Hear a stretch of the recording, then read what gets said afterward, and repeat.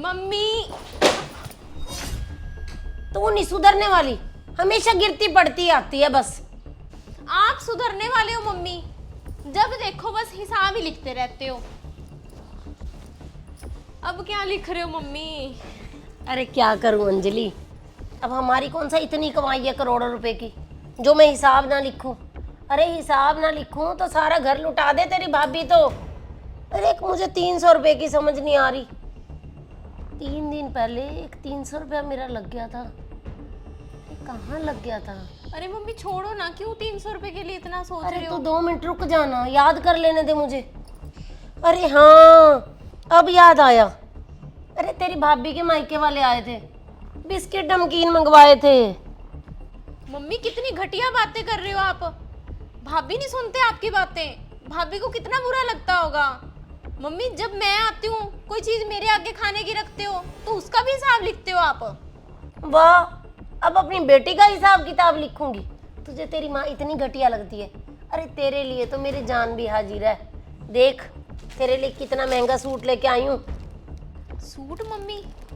अरे मम्मी भैया ने मुझे कुछ ना कुछ तो देना ही था, तो आपको सूट लाने की क्या जरूरत थी? अरे रख ले बेटा, बेटियों को देने से कोई कमी नहीं आती।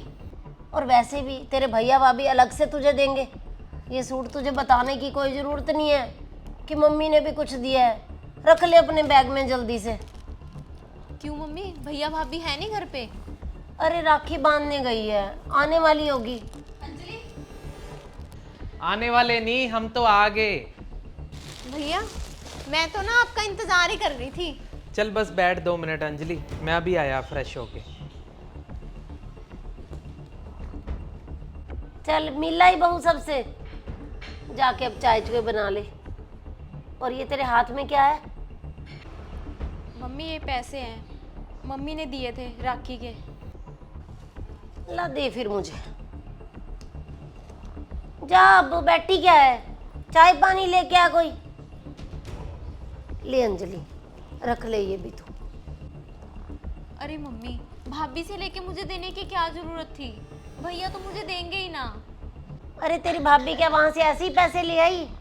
खर्चा करके मैंने भेजा था, रख तू। चल अंजलि, मेरे भी बांध दे राखी।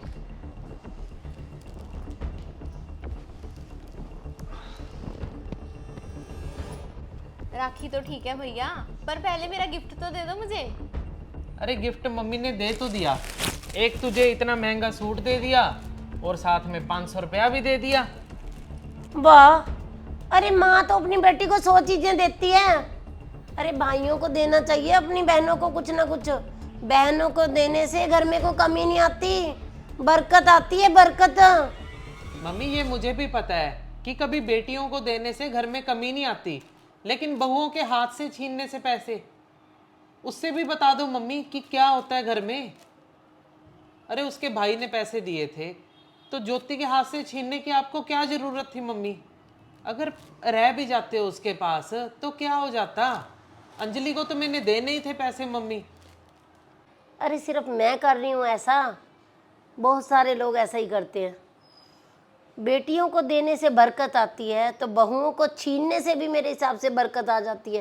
पेट भर जाता है आपका बहू के मायके वालों को परेशान करने से, उससे पूछने से कि राखी पे तुझे क्या दिए। अरे राखी को क्यों बिजनेस बना रहे हो दोस्तों?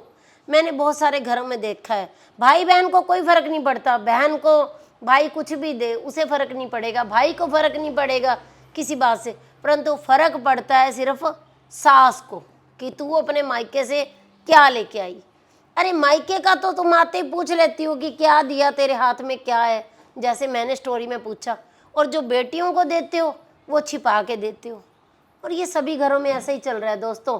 बेटियों को जो देना होता है वो तो माएँ छिपा के देंगी, बताएंगी भी नहीं कि क्या दिया है। और बहू के मायके से जो आया वो भी उठा के बेटी को दे दो।